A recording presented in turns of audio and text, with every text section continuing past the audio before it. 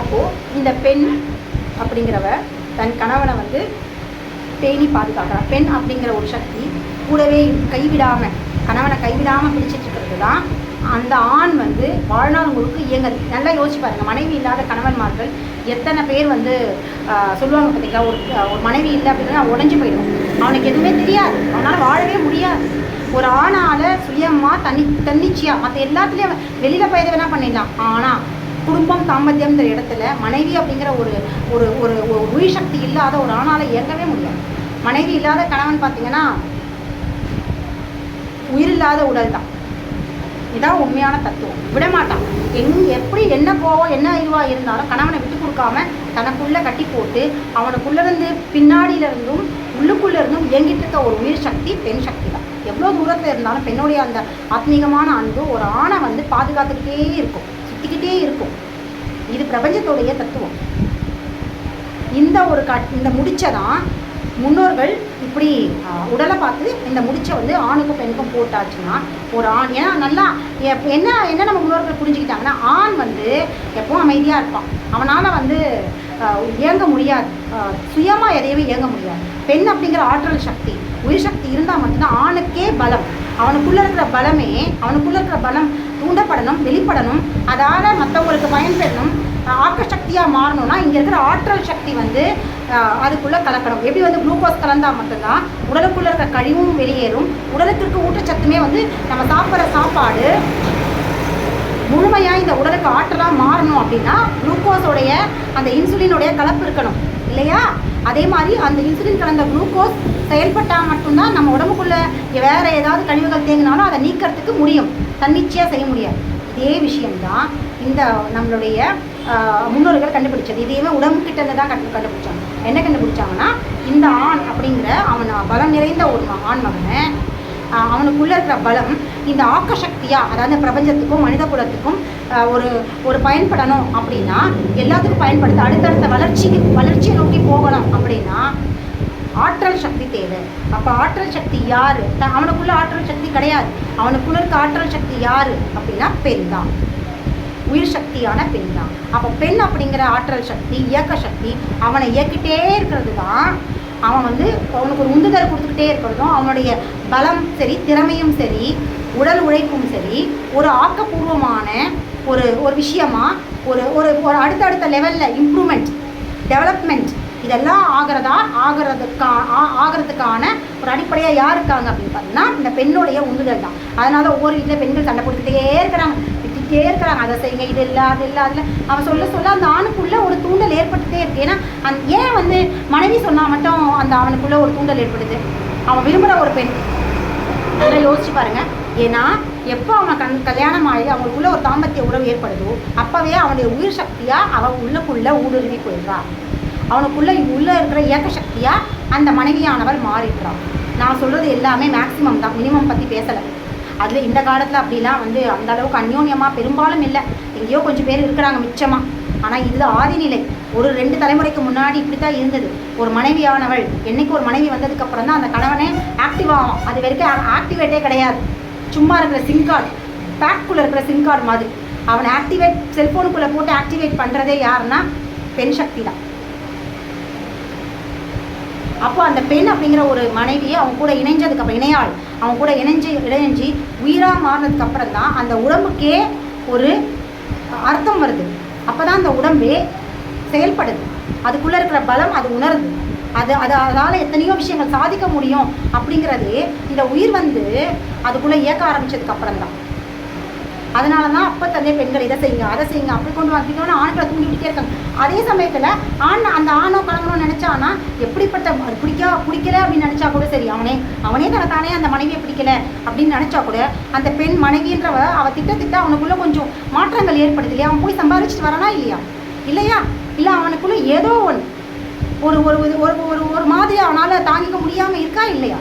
ஏன் அப்படின்னா அவனுடைய உயிர், அந்த உயிருடைய அந்த தூண்டல் ஏற்படுத்தும் போது அவனால் நிச்சயமாக சும்மா இருக்கவே முடியாது.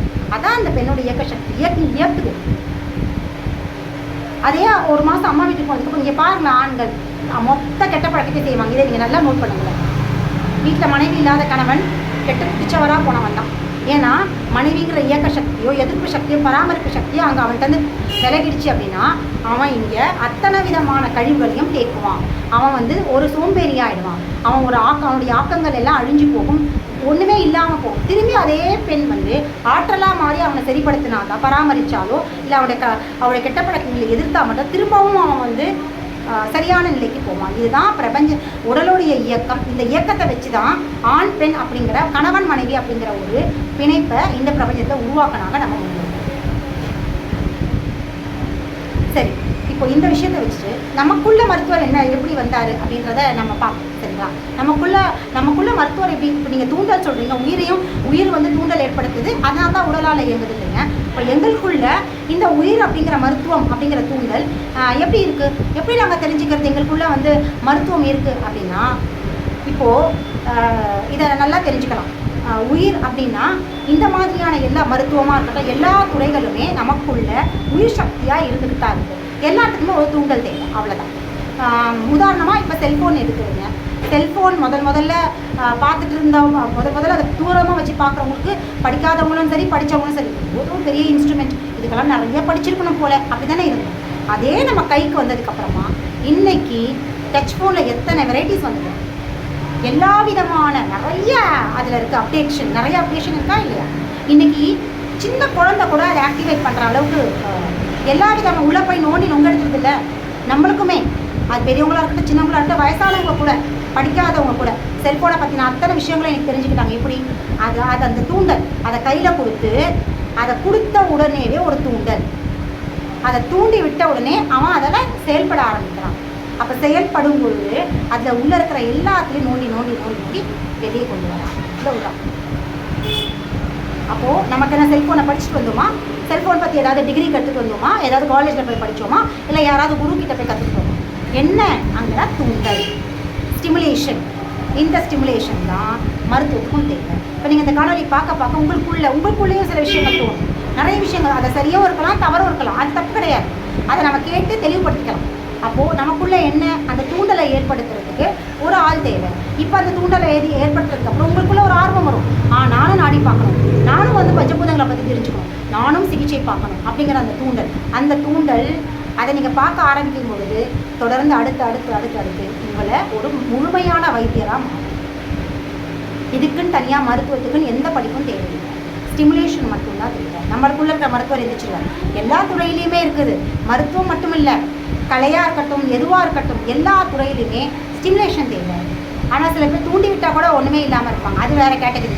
அது எல்லாமே என்னென்னா உடம்பால் அழியின் உயிரால் அழிவர், அது கேட்டகரி. என்ன தூண்டி விட்டாலும் மண்ணு மாதிரியே இருப்பாங்க. இது மினிமம். மேக்ஸிமம் ஸ்டிமுலேஷன் தான்.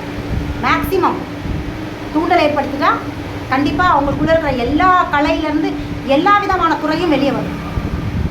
அவங்களுடைய சுய ஆர்வமும் முக்கியம். தூண்டினதுக்கப்புறம் ஆர்வம் தேவை இல்லையா?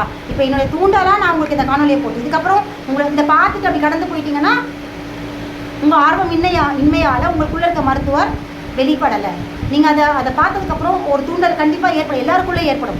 அதை நீங்கள் ட்ராவல் பண்ணுறது தான் உங்களுக்கான ஆர்வம்.